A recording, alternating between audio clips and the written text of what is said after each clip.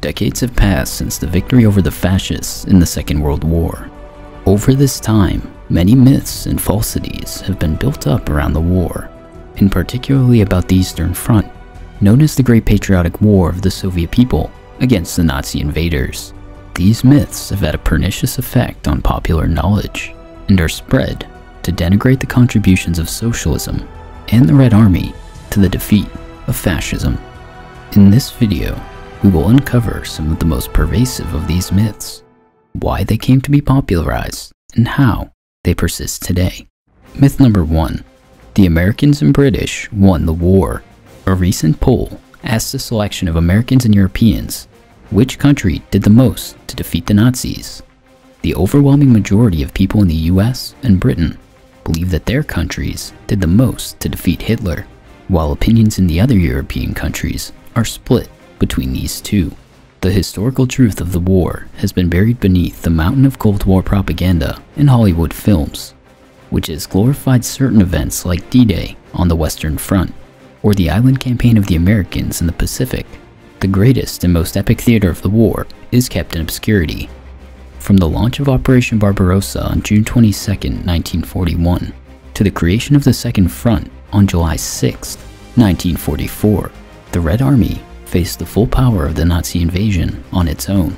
Western allies provided the Soviet Union with desperately needed supplies, and yet even these fell short of what was originally agreed upon. In July 1941, in February 1942, Lend-Lease Administrator Edward Stettinius wrote to John McCloy, "As you are aware, the relations between this government and the Soviet government have been constantly disturbed by the failure of this government to meet its commitments." In September 1941, Stalin called for the Allies to open up a second front in Europe and for the deployment of 25 to 30 divisions to the Eastern Front to relieve the battered Soviet forces. Stalin questioned the sincerity of the Allied agreements. By her passive attitude, Britain is helping the Nazis. Do the British understand this? I think they do. What is it they want? It seems they want us to be weakened. Regardless, the Soviet Union would repulse the supposedly invincible German war machine from the suburbs of Moscow with the 1941 to 1942 Winter Offensive. Soviet losses were unquestionably the worst in all of Europe. In all, the Soviet Union lost an unfathomable 24 million people, while the British and Americans, who stood idly during the worst years of the Axis conquest, gave 450,000 and 400,000 lives to the victory that they now largely credit to themselves. The Soviet people suffered immensely from the Holocaust. Nazis murdered an estimated 32% of the Jewish population of the Soviet Union, with Estonian, Latvian, and Lithuanian Jews undergoing the most severe brutalization. More than 1,700 cities and towns and 70,000 villages were destroyed. Almost 100,000 collective farms were lost. The country's most industrially developed areas were devastated by years of bombing and besiegement. This material damage amounted to about 30% of the entire national wealth of the USSR, and about 2/3 in Nazi-occupied regions. While the Allied effort in the war cannot be denied, with the United States and Britain leasing millions of tons of food and equipment, the idea that the Americans or British somehow won the war themselves is a gross exaggeration. Myth number 2. The USSR was technologically underdeveloped. A common misconception about the USSR is that it was technologically underdeveloped compared to Germany, and it was only able to defeat the Nazis by ruthlessly sacrificing their population. Most serious Soviet historians believe that the breakneck industrialization that occurred in the Soviet Union during the first and second 5-year plans were key to defending the Soviet Union and winning the war against Nazi Germany. Thus, the task became the development of the USSR upon socialist principles, which allowed for the balanced growth and development of the national economy, not artificially constrained by the profit interests of the capitalists. On this point, Stalin stated, "To slacken the pace would mean to lag behind, and those who lag behind are beaten." The history of old Russia was that she was ceaselessly beaten for her backwardness. We are 50 or 100 years behind the advanced countries. We must make good of this lag in years Either we do it, or they crush us. Socialist construction transformed the national economy on the basis of socialist industrialization and agriculture, and thus allowed for the rapid industrialization and development of the economy. By 1940, the production of means of production, or heavy industry, was 17 times higher than the pre-revolutionary year of 1913. The Soviet economy was the second in the world after the United States. Oil output before the war was 3.5 times more than in Tsarist Russia. The eastern regions of the USSR alone produced 2.3 times more coal, twice as much steel, 1.7 times more lead, and 18.8 times more zinc than the entirety of the Russian Empire in 1915. In comparison to Tsarist Russia, the Soviet Union was not dependent on foreign capitalist nations for economic production, which proved useful in the periods when they were effectively isolated.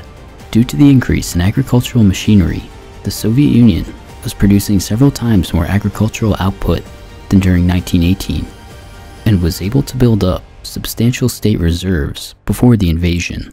The Soviets knew that another conflict was imminent, and the pre-war strategy had been to buy as much time as possible to continue the military buildup.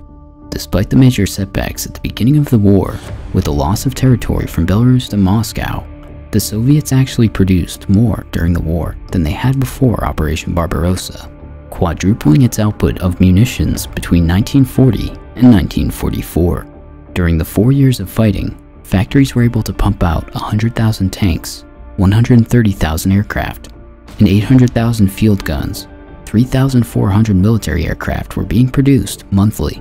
The notion that the superior numbers of Soviet soldiers that brought about the defeat of the Wehrmacht is not only an incredible distortion of the historical record. If it had not been for the transformation of the Soviet economy in the 1930s and 1940s, as well as its flexibility in dealing with wartime realities, the state would not have been successful in defending the motherland. And when the tragic Red Army failures occurred in 1941, it wasn't the end for the Soviet Union. The people of this socialist state proved that all hardships can be carried if they know what they are fighting for. Myth number 3. One rifle for 2 soldiers. Another popular myth is that the Soviet Union was unable to provide enough weapons for the Red Army, and thus it was a common occurrence to have 1 rifle for 2 soldiers. Hollywood films such as Enemy at the Gates depict Soviet soldiers going into combat unarmed due to an insufficient technical supply.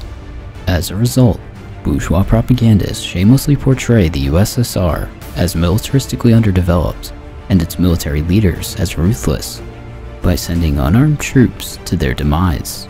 However, these depictions did not mirror the actual conditions. By the end of the war, the Soviet Union produced 19.8 million rifles, 1.477 million machine guns, 516,648 artillery guns, 347,900 mortars, 119,769 tanks and SPGs, 265,600 army trucks, 213,742 military aircraft, 2 cruisers, 25 destroyers, and 52 submarines. The preparation of the USSR for the World War was comprehensive. They developed a national economy, increased the capabilities of the armed forces, created new types of weapons, and carried out massive educational patriotic work. When considering the reasons for the victory, one cannot underestimate the scale and enormous significance of the titanic work done by the peoples of the USSR in the pre-war years. The first and second 5-year plans brought the country into the ranks of the most powerful industrial powers on the planet. Giant enterprises of ferrous and non-ferrous metallurgy, chemical industry, mechanical engineering, power engineering were built. In fact, new industries were created. But despite the accelerated pace of transferring the economy to a war footing, and the efforts of Stalin and the Soviet government in postponing the start of the war, fully implementing the plans by June 1941 did not work. However, by the beginning of 1942, the Soviet army was well armed, not only with rifles, but also with automatic weapons. And in 1943, the Soviet Union surpassed Germany in the production of weapons. As a result, the myth that the Red Army soldiers fought with 1 rifle for 2 is another fiction of bourgeois writers. Myth number 4. General Frost won the war. The tale about the most insidious Russian general, General Moroz, or General Frost, have persisted since the war with Napoleon.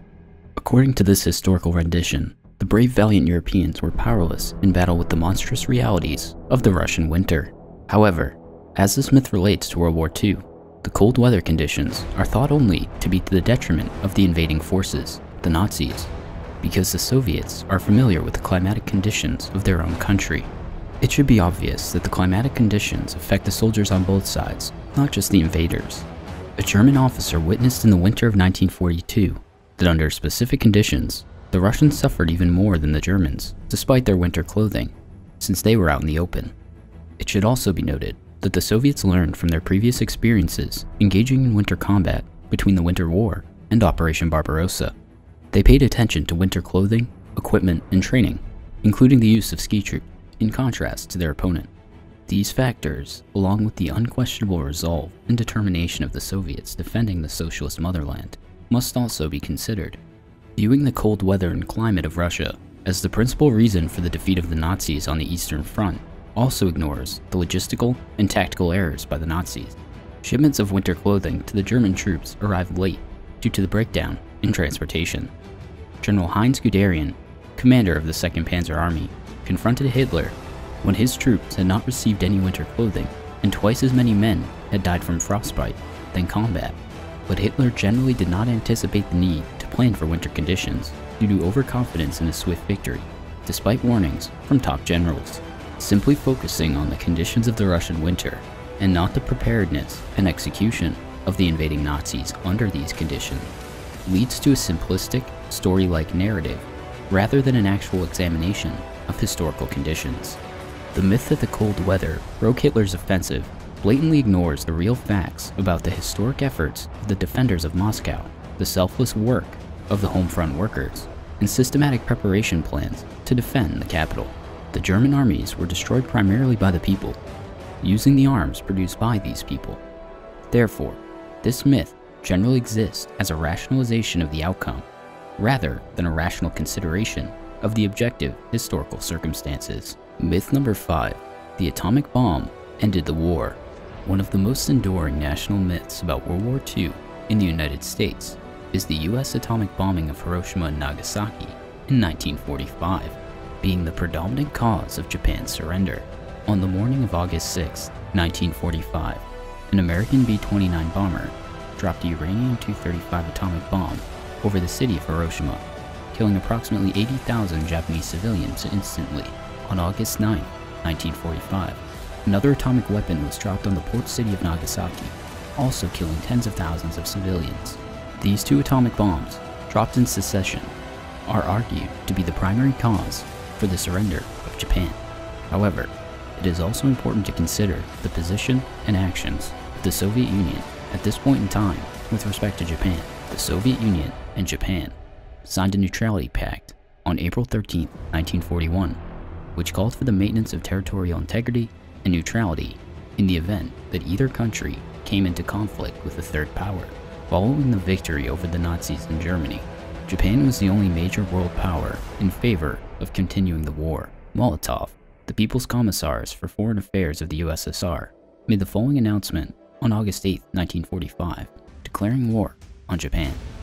Loyal to its Allied duty, the Soviet government has accepted the proposals of the Allies and has joined in the Declaration of the Allied Powers of July 26. The Soviet government considered that this policy is the only means able to bring peace nearer, free the people from further sacrifice and suffering, and give the Japanese people the possibility of avoiding the dangers and destruction suffered by Germany after her refusal to capitulate unconditionally. In view of the above, the Soviet government declares that from tomorrow, that is, from August 9th, the Soviet government will consider itself to be at war with Japan. On the following day, the USSR conducted the Manchurian Strategic Offensive Operation, which launched an offensive in Manchuria, Inner Mongolia, and the north of Korea. The Soviet Union committed over 1.5 million troops to this operation. This forced the Japanese government to take action and eventually accept the Potsdam terms. Also, one must consider the fact that the Soviet Union made the largest contribution with respect to defeating the Nazis on the Eastern Front, which made the objective conditions for ending the war a possibility. General Zhukov wrote the following about the use of atomic weapons in Japan by the American. It was clear already then that the US government intended to use the atomic weapon for the purpose of achieving its imperialist goal from a position of strength in the Cold War. This was amply corroborated on August 6th and 8th. Without any military need whatsoever, the Americans dropped 2 atomic bombs on the peaceful and densely populated Japanese cities of Hiroshima and Nagasaki. As stated by one of the greatest military generals of the 20th century, there was no need for the US government to use atomic weapons other than pursuing its own imperialist agenda. The continued insistence that the atomic weapons single-handedly ended the war ignores the concrete historical context, while also, simultaneously, promoting a nationalist American interpretation of history that is divorced from reality. Thanks to the heroic Soviet people, the Communist Party, and the socialist power they created, the USSR was able to withstand the blow from the most powerful capitalist army of the 20th century and turn the tide of the war in its favor. Having achieved victory over Nazi Germany, the Soviet people saved billions from genocide, slavery, and oppression, showing other peoples of the world the advantages of socialism. Today, when the world's largest proletarian state has disappeared from the world map, nothing is holding back the aggression of big capital, which is increasingly solving problems through wars. As long as the capitalists have the opportunity to profit from the labor of others, they will play off the workers and start wars. It is everyone's duty to fight for a future without fascism and capitalism, for a future of communism. Stay tuned